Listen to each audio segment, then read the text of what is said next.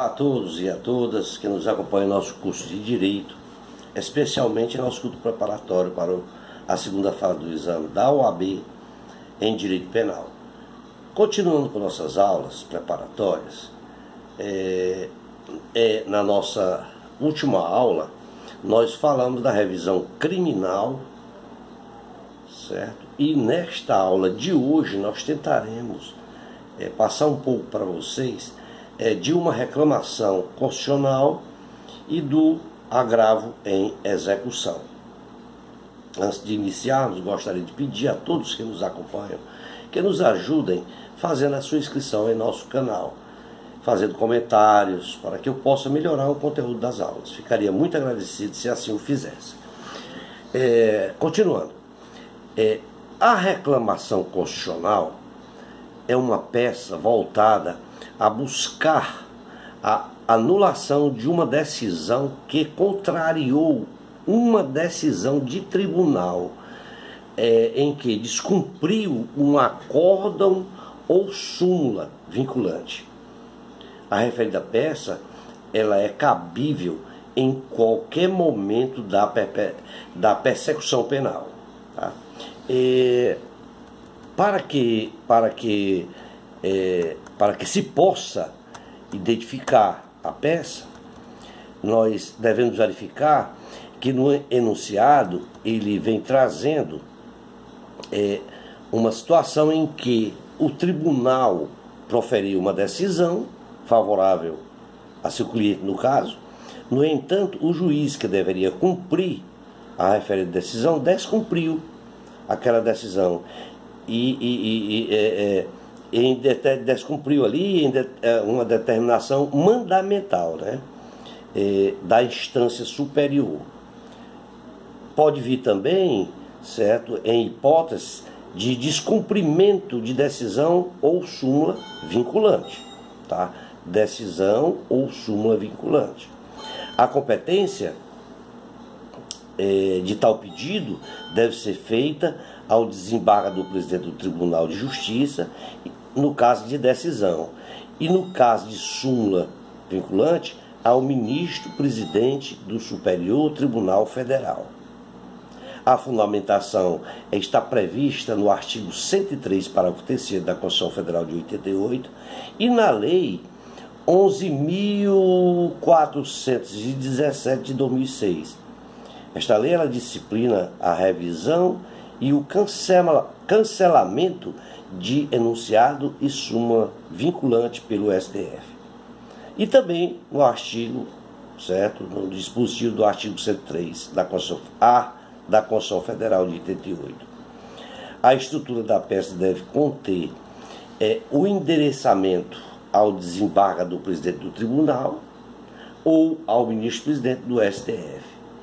A identificação das partes, que é do reclamante e do reclamado, o nome da ação, que é a sua fundamentação legal, que é a reclamação, conforme artigo 103A da parágrafo 3º da Constituição Federal e artigo 7º da Lei 11.417 de 2006.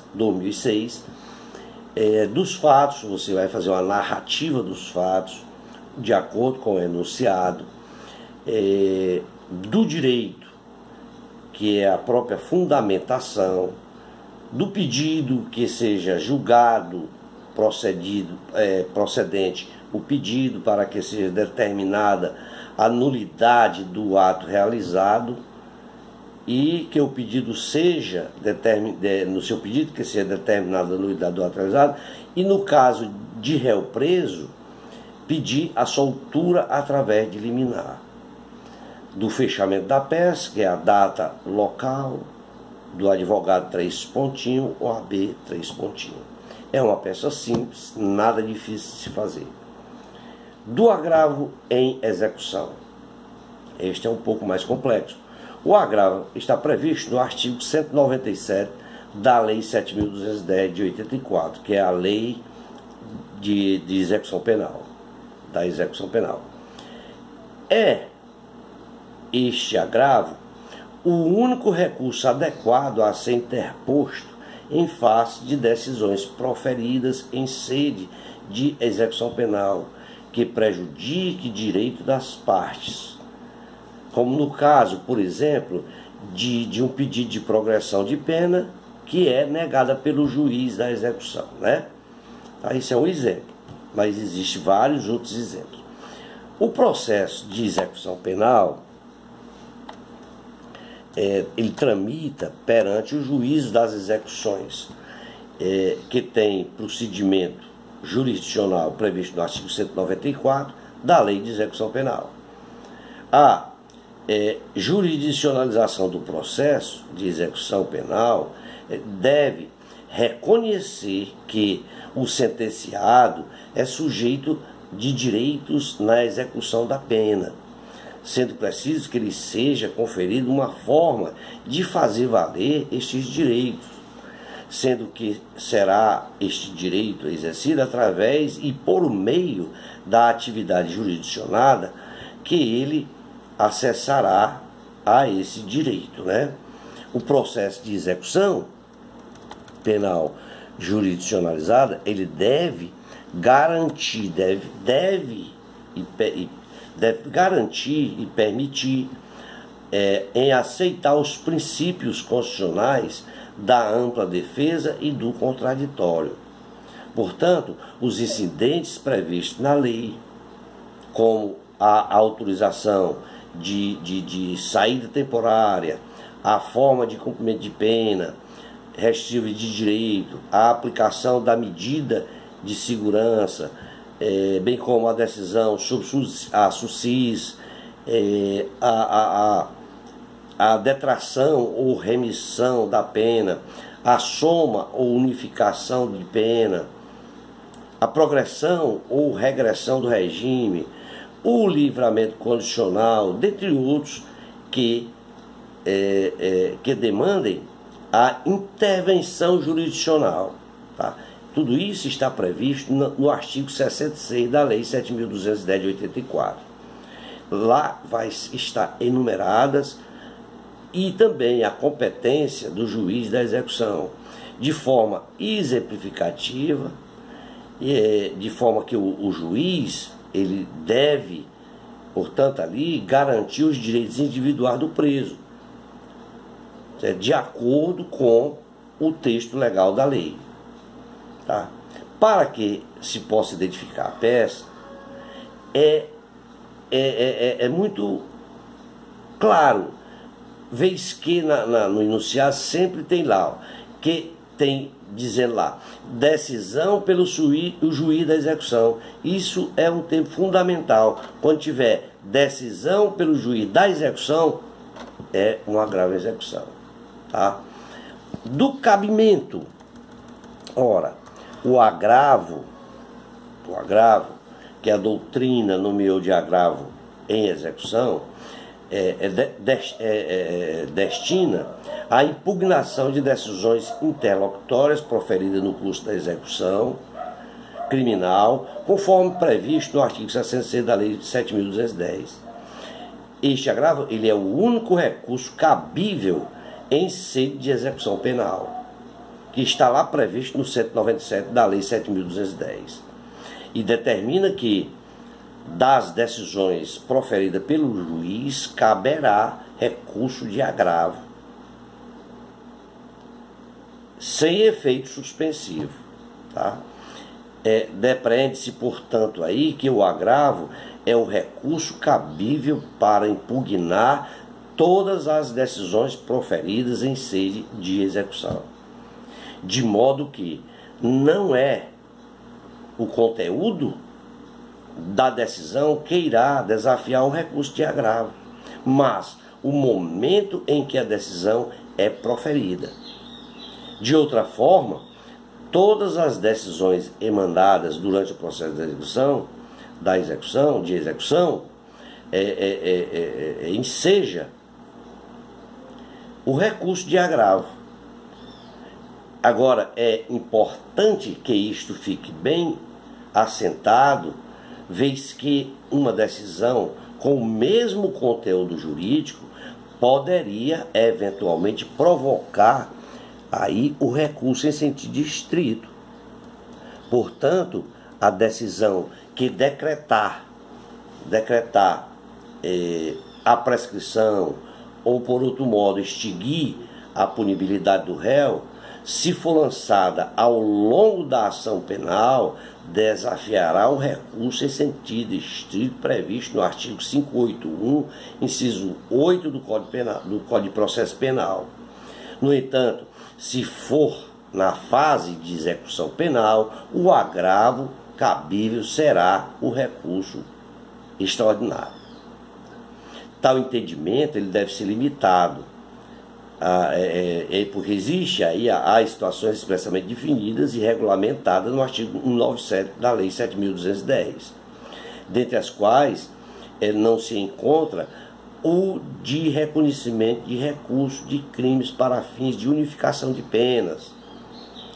Desta forma, o artigo 194 e 197 da Lei de Execução Penal e o artigo 581, inciso 7 do CPP, eles vigoram simultaneamente, estão eles em harmonia, pois determinadas situações não alencadas naquela lei, pela a natureza e a relevância da matéria, devem ser impugnadas por recurso em sentido estrito, inclusive para possibilitar ao condenado o acesso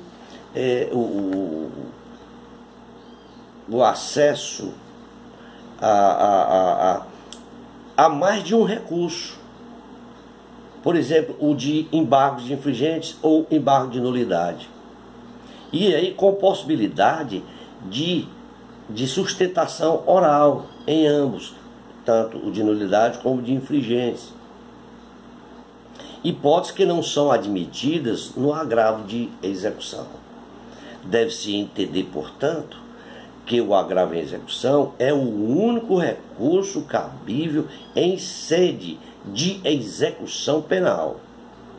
A Lei 7.210, ela procurou, através do artigo 197, unificar o sistema recursal na execução penal, criando um recurso único, que desafiaria aí toda e qualquer decisão proferida no curso da execução, em incidente previsto ou mencionado na aludida lei, né? O rito processual, a lei de execução penal, através do rito processual, por sua vez, ele foi aprovado possibilitando o agravo sem efeito suspensivo. No entanto, a súmula 700 do STF, ela estabeleceu o prazo para interposição e dá na súmula, o prazo é de 5 dias, e diz lá a súmula que as remissões previstas no 197 da Lei 7.210 e o 586 do CPP.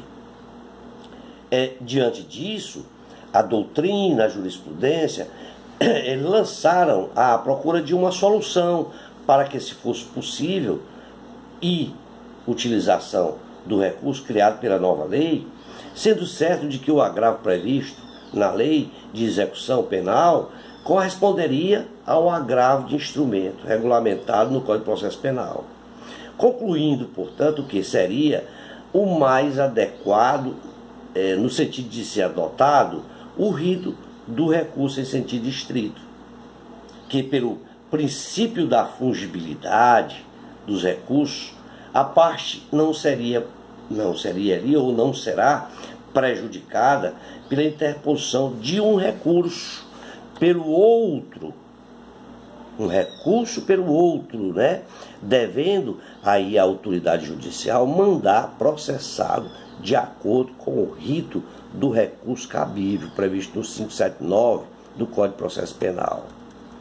Da legitimidade, o recurso de agravo ele será interposto perante ao juiz da execução penal, conferida legitimidade para sua interposição ao Ministério Público, ao sentenciado, ao seu representante, ao seu cônjuge, parente ou descendente.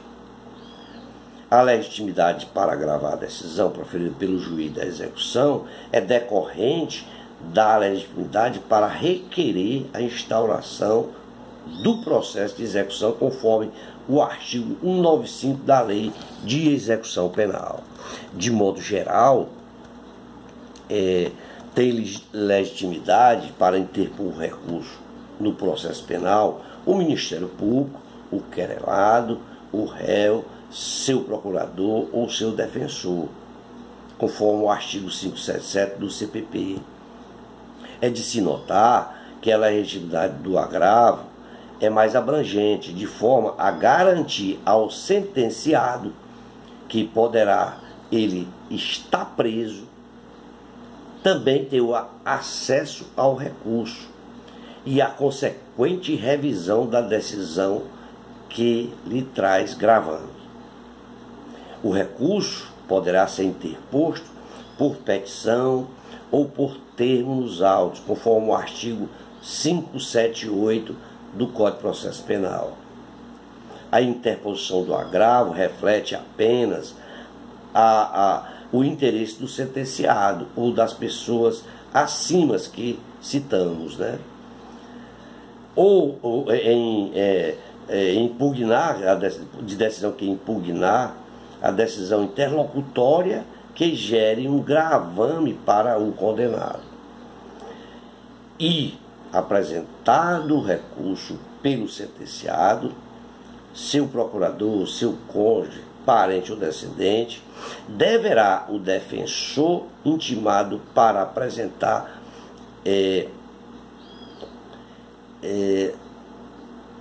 as razões, apresenta as razões do recurso, né? Então ele é notificado, o defensor, para apresentar ali as razões do recurso. Ou as contras-razões, né? Em caso de recurso ministerial, que é nestes casos, recurso ministerial, né? Na eventualidade de o sentenciado não contar com um advogado, ser-lhe-á nomeado conforme dispõe o 263 do Código de Processo Penal. A judicialização da execução penal representa um grande avanço civilizado ou civilizatório na execução da pena. E falar em judicialização significa falar em direitos e garantias constitucionais, entre elas o do devido processo legal, com seu corolário lógico, que é a ampla defesa e o contraditório. A ampla defesa ela é levada a efeito pela defesa técnica e que é um direito irrenunciável e indispensável ao acusado e do sentenciado, justificando-se aí nas exigências do equilíbrio processual ou do equilíbrio no processo. Do processamento do recurso, o prazo para interposição do agravo é de 5 dias, conforme já deixou assentado na súmula 700 do STF, e deverá ser interposto perante o juiz da execução penal e endereçada ao tribunal competente. É diferente do recurso em sentido estrito, que traz um rol taxativo de decisões impugnáveis. No caso do agravo em execução, ele pode ser interposto de qualquer decisão interlocutória que trouxer um gravame ou um grave acidente ao sentenciado. O recurso de agravo ele é seguido de um rito, nos mesmos ritos do recurso em sentido estrito, e também se desenvolve em 2 momentos distintos: o momento de sua interposição e o momento do oferecimento das razões, cujos prazos são de 5 dias respectivos. Está lá no artigo 586 e 588 do CPP. O agravo em execução ele subirá por instrumento que será formado obrigatoriamente pelas seguintes peças nos autos: a decisão recorrida, a certidão de intimação das partes recorrentes, a fim de verificar a tempestividade do recurso, o termo de interposição do recurso. Estas peças são imprescindíveis, de acordo com o artigo 587 do CPP, lá no seu parágrafo único. Ainda que não mencionada expressamente, é certo que as razões do recurso, do agravante e do agravado também integrarão o instrumento. As partes, quando da apresentação das razões do recurso, deverão indicar outras peças que pretendam que sejam transladas, né? Interposto tempestivamente o agravo, com as respectivas razões,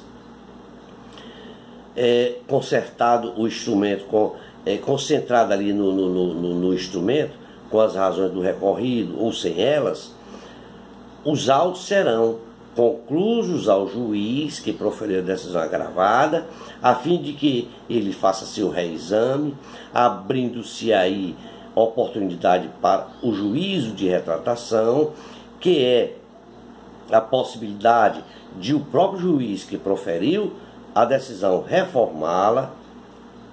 Tá? Bom, trata-se aí de um efeito regressivo previsto no 589 do CPP. E o prazo ele deve ser observado pelo magistrado, que é de 2 dias, né? Caso o juiz da execução reforme,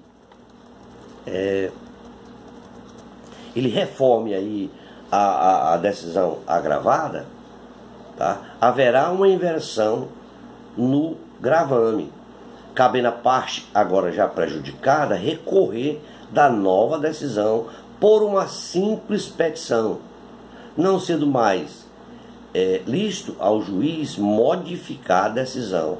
Isso está previsto no 589, parágrafo único do CPP. Esta petição ela será uma espécie de recurso, devendo trazer as razões do inconformismo, e o prazo para a apresentação da simples petição é de 5 dias, por analogia ao 586 do CPP. O recurso subirá ao tribunal, independentemente de novos arrazoados, de acordo com o artigo 589 do CPP. Em seguida, dentro do prazo de 5 dias, o recurso será remetido ao tribunal adquém, de acordo com o artigo 591 do CPP. Julgado o recurso e publicada a decisão do tribunal adquém, deverão os autos ser devolvidos no prazo de 5 dias ao juiz acor, conforme previsto no 582 do Código de Processo Penal. Uma vez que o agravo em execução siga o rito do recurso em sentido estrito como exposto, é possível aí a sustentação oral, bem como a oposição de embargos infringentes e de nulidade, né? Dos efeitos do agravo, de acordo com a lei, das decisões proferidas pelo juiz da execução penal, caberá agravo sem efeito suspensivo, de acordo com o artigo 197 da lei de execução penal. Ocorre que na prática, que muitas vezes, a fim de buscar o efeito suspensivo e impedir a execução imediata da decisão, as partes impetram mandado de segurança ou habeas corpus. Da estrutura da peça, a sua interposição deve ser endereçada ao juiz da vara da execução penal. No seu preâmbulo, desnecessária a qualificação das partes, porque já são qualificados, da capacidade postulatória, que é a procuração do advogado, a sua fundamentação, que está previsto no 197 da Lei 7.210, o nome da peça agrave em execução, Juízo de retratação é indispensável do 589 do CPP. Na parte final, o requerimento que seja processado o recurso, pede deferimento, advogado, 3 pontinhos, OAB, número 3 pontinhos. Nas razões, tem que colocar no endereçamento o Tribunal de Justiça, a identificação da peça, o recorrente e o recorrido, saudações, que é egrégio Tribunal de Justiça, colém da Câmara, eméritos julgadores, douta Procurador de Justiça. No corpo da peça, um breve relato e as preliminares de mérito do pedido, que seja reformada a decisão, e do provimento do recurso, e formular pedidos específicos. Na parte final, temos aqui esse pede deferimento, data local, advogado 3 pontinhos, OAB 3 pontinhos. Vamos ficar por aqui, já demanda 25, quase 26 minutos de aula. Para não ficar cansativo, em nossa próxima aula, nós falaremos do requerimento da progressão de regime e do livramento condicional. Obrigado a todos e espero contar com todos na próxima aula. Forte abraço a todos.